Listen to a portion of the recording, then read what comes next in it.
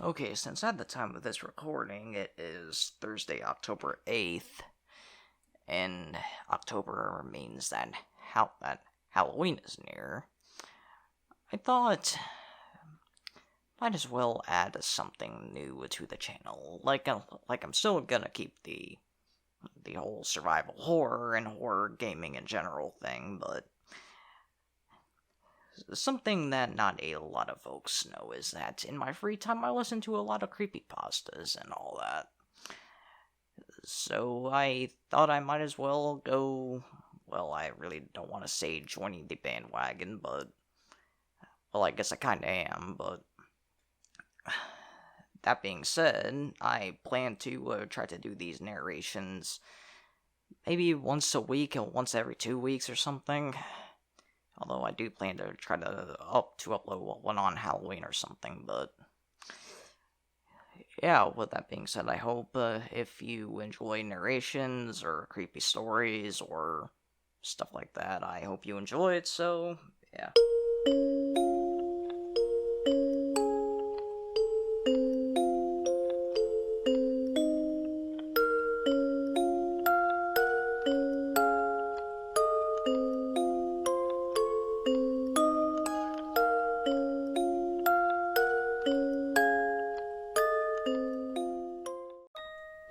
Oh boy, I'm not really sure how to properly start these types of stories, but I'm going to try to get to the point as fast as possible. See, I'm kind of on a timer here. I'm currently writing this on one of the computers in the library at my college. As I type, I feel like I'm being watched from the shadows. I know it sounds crazy, but I need to get this story out somehow. Nobody here will believe anything I say. I'm falling behind on all of my schoolwork to the point where I might be put on academic probation. I also got fired from my part-time job because I was scaring the customers. Anyway, I want to at least do something so I can tell myself that this was all worth it. Even still, it might not even matter in the end. Last year, I met a guy named Jack Driscoll. He was a pretty chill dude for the most part, and we actually became pretty good friends. My name is Ethan, by the way, and I'm currently finishing up my senior year in college. Well, I'm trying to finish up my senior year. Anyways, as I was saying, Jack and I started to become good friends after we found out we were pretty much into all of the same stuff. We both liked the same type of video games, same movie genres, and even had the same taste in clothes. I had other friends, sure, but nobody that was interested in the same things as I was. Sadly, this all changed last winter. Jack started hanging out with a girl from one of our classes named Elisa. It wasn't long before he asked her out and the two became an item. At first, I was happy for him. He never had the best luck with the ladies, so it was nice to see him with someone who genuinely liked them. We would all hang out from time to time, and she came off as a pretty nice girl. Hell, I was even found myself getting a little jealous. After a month into their relationship, I noticed things started to change. Jack would stop hanging out with his friends and spend more time with Elisa. At first, I figured this was normal.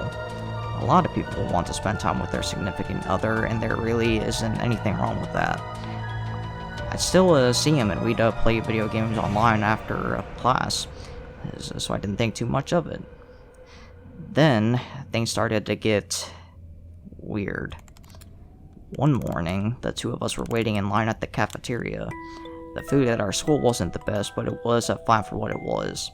We got there a little late, so the line was already pretty long, but nothing we weren't used to. Guess we shouldn't have got here earlier, huh? I laughed. Jack didn't say anything. Hey buddy, you still asleep? I joke as I nudged his shoulder. Shut up, he murmured. I was taken back by his response since he sounded genuinely angry. I'm only joking, I explained. Did not get enough sleep last night or what? This line is too fucking long. I need to get out of here. Some of the other students started staring at us.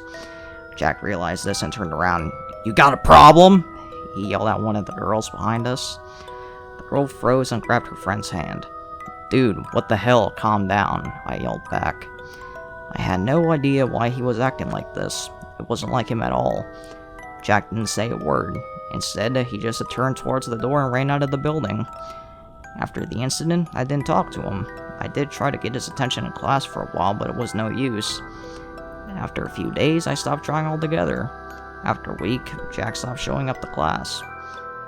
One night, I ran into Elisa in the hallway. I was done with classes for the day and was ready to head back to my apartment.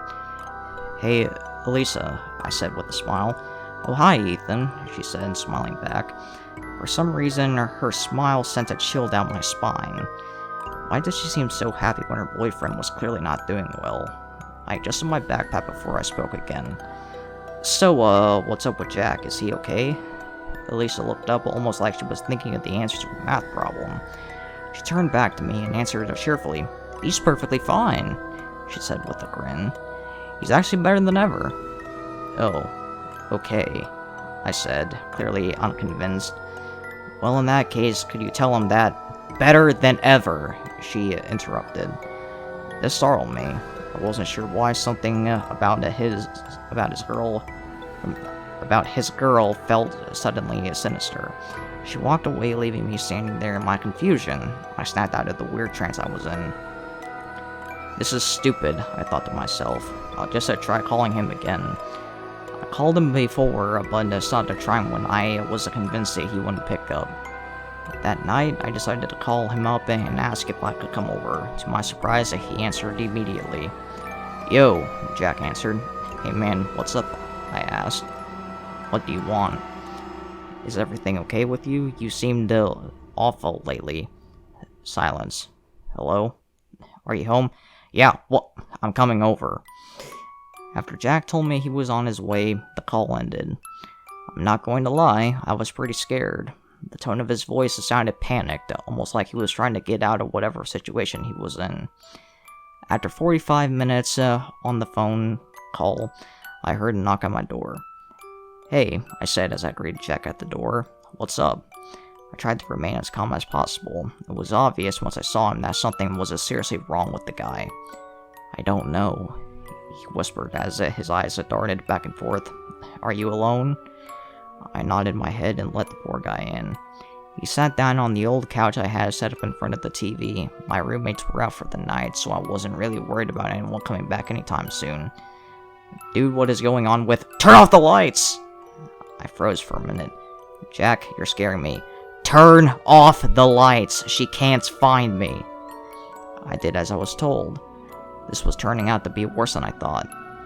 "Are you talking about Elisa?" I asked, my voice trembling slightly. "Did she do something to you?" Jack didn't answer. I put my hand on his shoulder. "Dude, I want to help you, but there's nothing I can do if I don't know what's going on." Jack was violently tapping his fingers on his legs. He continued to stare at the ground as he answered me. "There's something wrong with her, man," he whimpered. "I think she's, like, part of a cult." I raised my eyebrows. I could tell he was scared, but this was a little much. Even still, she must have done something pretty messed up to him for Jack to think this way. "Why do you say that?" I asked. "Also, have you asked anyone for help? If she's scaring you that badly, you know you can go to the police, right?" "I can't!" He jerked his head to face me, and I almost threw up. Jack was crying, but his tears were black. I thought I was seeing things at first since the lights were off, but he had confirmed my suspicions with what he said next. "She did this to me! I don't know how, but I know it was her." He had continued to cry, the black liquid staining the cushions like ink. The other night, she had caught me crying these gross fucking tears and said that I was ready. What the fuck is that supposed to mean? I didn't know how to answer him. He was totally beyond my realm of understanding, and I knew there was nothing I could say that could give him any relief. "We'll figure something out," I said. After about a minute of a total silence. "Wait, but we should call the police. You should also go to the hospital. Whatever is going on with your eyes can't be good and needs to be looked at." Jack wiped his face with the sleeve of his hoodie. "She can't find me," he said, calming down a little. "If she finds me, I'll..." Jack fell silent as we heard a soft knock on my door. "Jackie, I know you're in there." It was a girl's voice. "It's time to go. They're waiting for us. Your friend can come too if he wants to." Jack sprung up from the couch, ran towards the back door, and disappeared into the woods behind my apartment. "Jack, wait!" I yelled. It was useless. I raced after my friend while dialing 911 on my cell. I told police what was happening, and they assured me officers would be on their way as soon as they could. Before I could respond, something hit me over the head and I blacked out. What happened next still seems like a horrible nightmare, but I know what I saw was real. When I eventually came to, I was tied to a tree trunk. There were several figures standing in a circle around another figure who was strapped to a chair. As my vision returned, I could see that each figure was wearing a long black robe and a blue mask. I focused on the figure in the chair. It was Jack. I tried to scream, but my mouth was taped shut. I finally came to the horrid conclusion that I was not only present in the middle of a cult meeting, but I was also about to witness a human sacrifice. One of the cultists walked towards Jack and lifted its mask. It was Elisa. Grabbing his chin, she pulled his face close to hers and gave him a kiss. He pulled back and began swearing at the girl. I didn't blame him. I had a couple of things I wanted to say myself, but I couldn't due to my own restraints. Another, taller cultist began to read from an old-looking black book. As he read, a number of other cultists swore into Jack like hungry vultures.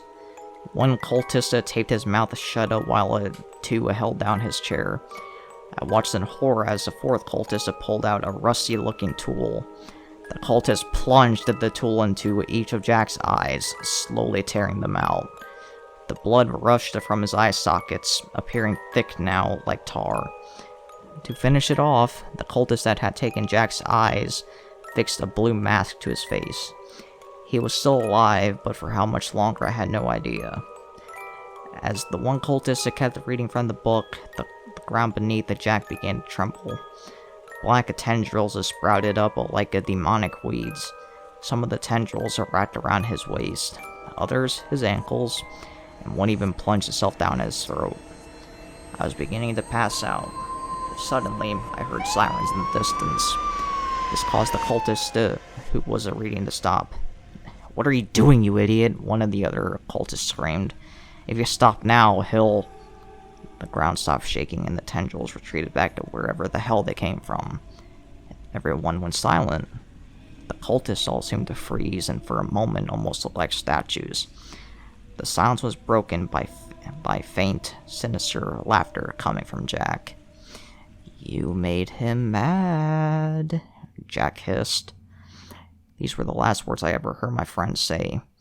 I watched him break free from his bonds like they were nothing. Jack charged at each cultist, tearing them apart and splattering their entrails all over the frost-covered ground. My vision started to go, and the sounds of the screaming cultists seemed to fade into the distance. I only wish I had totally passed out before hearing that horrible crunching. The sounds of bones breaking and organs being devoured. My former friend was eating his captors, and I was sure I would be next. I woke up to a police officer shining a light in my face. "He's up! Quick! We need a paramedic over here." I sat up and looked around. "I'm alive?" I mumbled, still in the haze. "I know you just went through some shit, kid, but is there anything you can tell us about what happened?" the officer asked. "Leave him alone," another officer ordered. "We can question him after we get him out of this hellhole. The kid's got a massive cut on his side." "Right. Sorry, kid." I looked down and noticed my shirt was soaked in my own blood. I couldn't feel anything due to my current state, but it looked bad.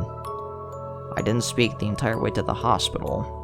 I didn't know what to say. Things got even worse when the doctors told me while I would survive, I was missing one of my kidneys. It's been a little over a year now since this all went down. Everyone has already heard about it on the news, and the school came under some heavy fire for not noticing something this big happening near the campus. Jack Driscoll is still missing, and is currently responsible for the murders of 10 students and the attempted murder of 1. I've gone on for long enough at this point. I guess I just really needed to get it all out somehow. I still don't know what the cult was for, why it was formed, or what it was trying to summon. Obviously, nobody will look into this further because it sounds too ridiculous, but I'm hoping someone reading this will. If not, then I guess just be careful. You can't trust everyone after all.